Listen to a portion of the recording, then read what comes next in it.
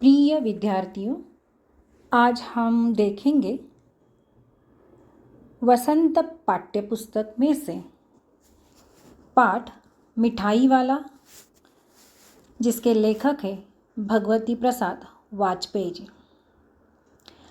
इस पाठ का सार आप ध्यान से सुनना, ताकि आपको इस पाठ पर आधारित पूछे गए प्रश्नों के उत्तर लिखने में आसानी होगी।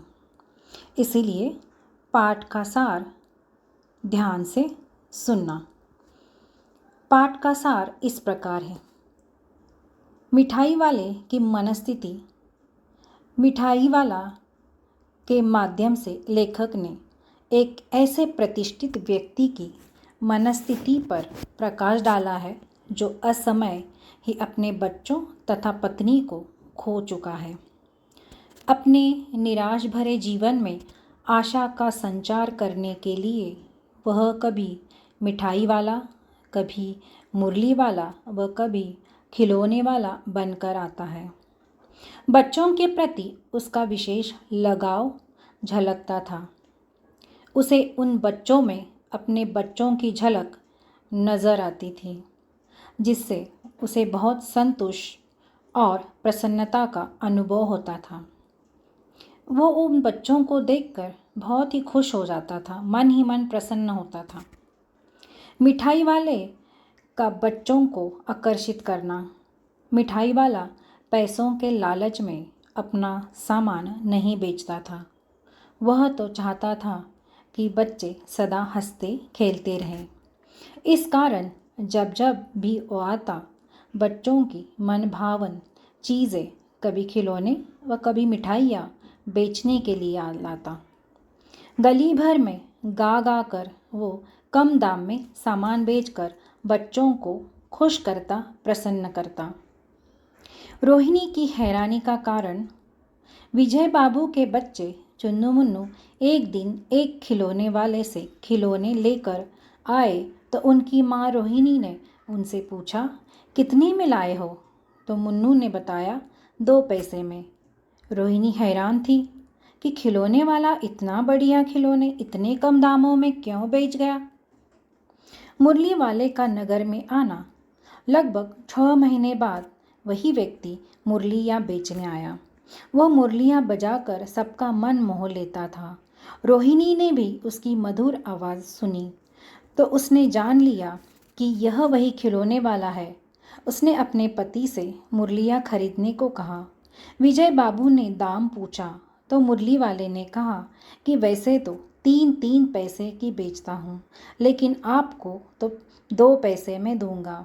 ऐसे कहने पर विजय बाबू उसे कहने लगे कि तुम लोग तो झूठ बोलते हो, सबको 2 पैसे में ही देते होंगे। तो मुरली वाला भी कह उठा कि यह तो ग्राहकों का दस्तूर है कि दुकानदार भले हानि में वस्तु बेचे, पर ग्राहक को यही लगता है कि वह लूट रहा है।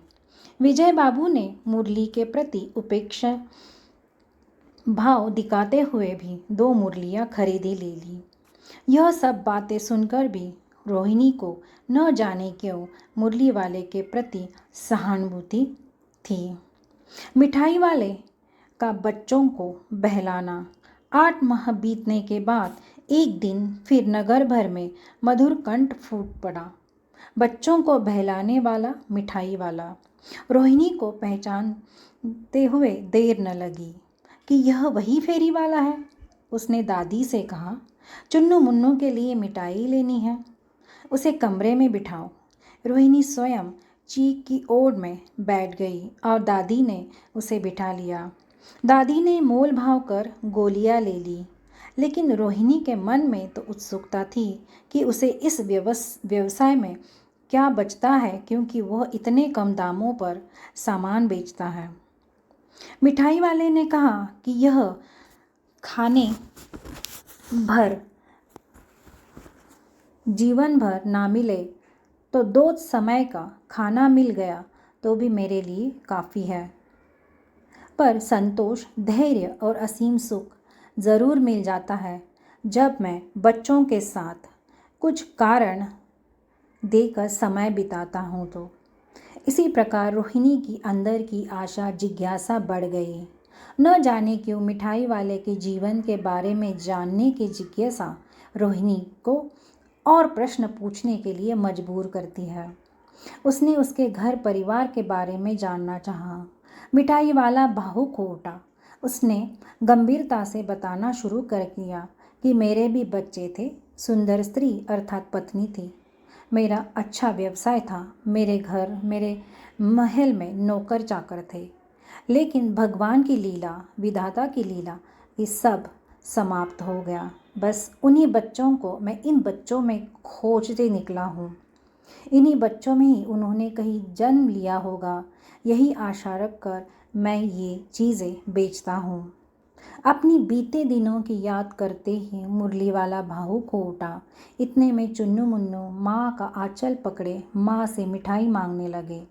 मिठाई वाले ने 2 पुड़िया मिठाइयों से भरी उन्हें पकड़ा दी। रोहिणी ने दादी ने पैसे देने चाहे तो उसने कहा, आज ये पैसे मैं नहीं लूँगा। कहते हुए उसकी आंखें भर गई।